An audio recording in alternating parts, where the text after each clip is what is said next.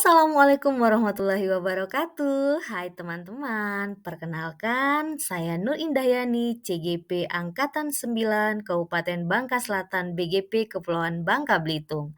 Berikut adalah tugas koneksi antar materi saya modul 3.1 tentang pengambilan keputusan berbasis nilai-nilai kebajikan. Mari kita sama-sama menyimak rangkuman koneksi antar materi saya. Yang pertama adalah bagaimana pandangan Ki Hajar Dewantara dengan filosofi Pratap Triloka memiliki pengaruh terhadap bagaimana sebuah pengambilan keputusan sebagai seorang pemimpin pembelajaran diambil. Baiklah teman-teman, Ingarso sungtulada ing madya mangunkarsa tuturi handayani. Saya yakin kita semua familiar dengan semboyan tersebut. Kita mengenalnya dengan istilah Pratap Triloka, sebuah konsep pendidikan yang digagas oleh Suwardi Suryaningrat atau populer dengan sebutan Ki Hajar Dewantara. Beliau merupakan pendiri organisasi Pergerakan Nasional Indonesia, yaitu Taman Siswa. Pratap Trilogi tersebut memiliki makna dari depan memberikan teladan, dari tengah membangun kemauan, dari belakang memberikan dukungan. Dari uraian di atas, maka sebagai pendidik, hendaknya kita menjadi pemimpin pembelajaran. Setiap keputusan-keputusan yang diambil oleh guru akan berdampak terhadap tumbuh kembang murid. Tugas guru terhadap murid adalah selalu hadir untuk murid di berbagai situasi dan kondisi, depan, tengah, belakang. Apapun yang kita putuskan adalah demi murid, berpihak pada murid, dan untuk kepentingan murid. Jadi, tugas guru hendaknya menuntun segala yang ada pada anak, mengarahkan dan memberikan dorongan supaya anak dapat berproses dengan rasa kebahagiaan dan bertumbuh kembang dengan selamat. Murid bertumbuh kembang secara merdeka sesuai kodratnya, sehingga selamat dari pengaruh tidak baik selama proses tumbuh kembangnya. Yang kedua, bagaimana nilai-nilai yang tertanam dalam diri kita berpengaruh kepada prinsip-prinsip yang kita ambil dari pengambilan suatu keputusan. Dalam menjalin kehidupan, kita akan selalu dihadapkan pada pilihan-pilihan yang membutuhkan serangkaian keputusan-keputusan. Dibutuhkan pilihan keputusan yang tepat dan efektif guna menciptakan kebahagiaan dan keselamatan. Tentunya, untuk menghasilkan keputusan yang tepat diperlukan serangkaian proses dan tahapan yang berlandaskan paradigma dan prinsip. Disinilah diperlukan nilai-nilai kebajikan yang menjadi dasar dalam menentukan sebuah keputusan yang tepat dan efektif. Karena dengan nilai-nilai kebajikan, kita dapat membedakan benar dan salah. Karena pada dasarnya dari aspek jiwa, manusia memiliki cipta rasa dan karsa, sehingga dalam tingkah laku dapat membedakan benar atau salah, baik atau buruk, menerima atau menolak terhadap sesuatu yang dihadapinya. Nilai-nilai atau prinsip-prinsip inilah yang menjadi dasar pemikiran seseorang dalam mengambil suatu keputusan yang mengandung unsur dilema. Misalnya di pendidikan guru penggerak, calon guru penggerak diharapkan selalu berpegang teguh kepada nilai-nilai mandiri, reflektif, kolaboratif, inovatif, dan berpihak pada murid. Sehingga keputusan-keputusan yang dihasilkan nantinya merupakan keputusan yang paling tepat dan efektif guna mewujudkan merdeka belajar.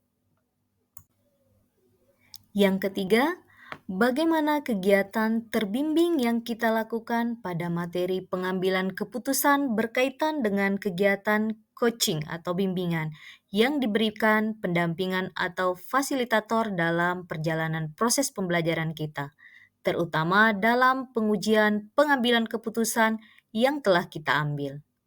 Apakah pengambilan keputusan tersebut telah efektif? Masihkah ada pertanyaan-pertanyaan dalam diri kita atas pengambilan keputusan tersebut? Hal-hal ini tentunya bisa dibantu oleh sesi coaching yang telah dibahas pada modul 2 sebelumnya. Dalam proses pengambilan keputusan, selain melakukan pengujian paradigma, prinsip resolusi, serta menjalankan langkah-langkah pengambilan keputusan, perlu juga ditopang dengan keterampilan lain. Keterampilan yang telah dipelajari pada modul-modul sebelumnya akan sangat membantu, salah satunya keterampilan coaching. Dengan teknik coaching, seorang guru akan menjadi coach bagi dirinya sendiri dengan mengajukan pertanyaan-pertanyaan untuk memprediksi hasil dan melihat berbagai opsi solusi sehingga dapat mengambil keputusan dengan tepat. Keempat, pertanyaan-pertanyaan dalam diri kita atas pengambilan keputusan tersebut tentu akan muncul dan akan bisa kita jawab melalui refleksi atau umpan balik. Semakin tepat dalam mengambil keputusan, maka pertanyaan-pertanyaan tersebut akan mendapatkan jawaban positif. Bagaimana kemampuan guru dalam mengelola dan menyadari aspek sosial emosionalnya akan berpengaruh terhadap pengambilan keputusan. Selain keterampilan coaching, untuk mengambil keputusan yang bertanggung jawab diperlukan kompetensi kesadaran diri, pengelolaan diri, kesadaran sosial, dan keterampilan berhubungan sosial. Proses pengambilan keputusan seharusnya juga dilakukan dengan kesadaran penuh, dengan berbagai pilihan dan konsekuensi yang ada. Hal-hal tersebut telah didapatkan di modul 2.2 tentang pembelajaran sosial emosional, sehingga pada prosesnya membantu saya memperkaya pertimbangan dan dasar pengambilan keputusan. Dengan demikian, keputusan yang diambil diharapkan merupakan keputusan yang bisa diambil. Proses pengambilan keputusan membutuhkan keberanian dan kepercayaan diri untuk menghadapi konsekuensi atau risiko dari keputusan yang diambil. Karena pada hakikatnya akan sangat sulit menghasilkan keputusan yang bisa memuaskan semua pihak. Setelah keputusan diambil, saya bisa melihat kembali keputusan tersebut dan melakukan refleksi. Apakah keputusan tersebut sudah berlandaskan kepada nilai-nilai kebajikan universal? Apakah keputusan yang diambil dapat dipertanggungjawabkan? Dan sebagai pemimpin pembelajaran, apakah keputusan yang saya ambil sudah berpihak kepada murid? Apa dampak positif dan negatif dari keputusan yang saya ambil? Kelima, bagaimana pembahasan studi kasus yang fokus pada masalah moral atau etika kembali kepada nilai-nilai yang dianut seorang pendidik. Pada dasarnya, dari aspek jiwa, manusia memiliki cipta rasa dan karsa, sehingga dalam tingkah laku dapat membedakan benar atau salah, baik atau buruk, menerima atau menolak terhadap sesuatu yang dihadapinya. Untuk itulah di sini sangat penting pengambilan keputusan mampu menganalisis permasalahan. Apakah pilihan-pilihan yang dihadapinya merupakan dilema etika ataukah bujukan moral? Pada beberapa studi kasus yang dihadapi, maka keputusan yang diambil akan mempresentasikan nilai-nilai yang dianutnya. Dengan demikian, penting kiranya sebagai pendidik kita memegang teguh nilai-nilai kebajikan yang sekiranya menumbuhkan budaya positif di sekolah. Sebagai pemimpin pembelajaran, kita harus memegang teguh pada nilai-nilai yang sekiranya dapat mewujudkan merdeka belajar. Misalkan, nilai-nilai mandiri, inovatif, kolaboratif, dan reflektif, sehingga keputusan-keputusan yang diambil akan segaris lurus dengan tujuan yang ingin dicapai. Keenam, bagaimana pengambilan keputusan yang tepat tentunya berdampak pada terciptanya lingkungan yang positif, kondusif, aman, dan nyaman. Apapun yang kita putuskan akan selalu berdampak, baik bagi diri sendiri maupun orang lain. Untuk itulah diperlukan pengambilan keputusan yang tepat. Dalam menghasilkan keputusan yang tepat, tentu harus melalui cara yang tepat. Diperlukan serangkaian proses dan tahapan yang tepat. Pengambilan keputusan haruslah memiliki landasan atau dasar, dan dalam prosesnya haruslah melalui serangkaian langkah-langkah yang terstruktur, sistematis, dan teruji, berlandaskan paradigma dan prinsip. Untuk menghasilkan pengambilan keputusan yang tepat, tidak hanya berfokus kepada teknik atau cara, tapi harus didukung dengan aspek lainnya, seperti pengetahuan, pemahaman, keterampilan, serta pengalaman. Aspek sosial emosional juga menjadi aspek yang sangat penting untuk menghasilkan keputusan yang tepat, sehingga menghasilkan dampak terciptanya lingkungan yang positif, kondusif, aman, dan nyaman. Perbedaan sudut pandang ketika memutuskan pilihan benar lawan benar atau dilema adalah sebuah tantangan tersendiri. Diperlukan sikap kreatif, inovatif, dan terbuka untuk menciptakan alternatif-alternatif pilihan baru, trilema, sehingga tercipta win-win atau jalan tengah. Pengambilan keputusan berdasarkan pada 4 paradigma, 3 prinsip, dan 9 langkah pengambilan dan pengujian adalah salah satu cara alternatif untuk menciptakan keputusan terbaik sehingga tercipta lingkungan yang positif, kondusif, aman, dan nyaman. Selanjutnya, apakah kesulitan-kesulitan di lingkungan Anda yang sulit dilaksanakan untuk menjalankan pengambilan keputusan terhadap kasus-kasus dilema etika ini? Apakah ini kembali ke masalah perubahan paradigma di lingkungan Anda? Kesulitan-kesulitan di lingkungan saya yang sulit dilaksanakan untuk menjalankan pengambilan keputusan terhadap kasus-kasus dilema etika menurut saya adalah budaya sosial kemasyarakatan. Hal tersebut saya rasakan berpengaruh kepada nilai-nilai yang diambil dalam pengambilan keputusan.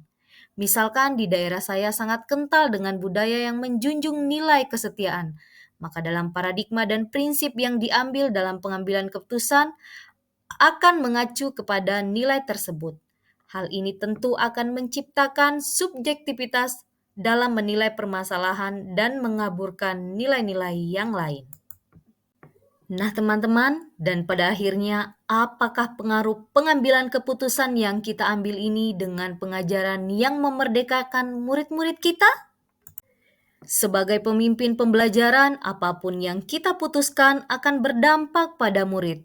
Untuk itulah dibutuhkan pengambilan keputusan yang berpihak pada murid.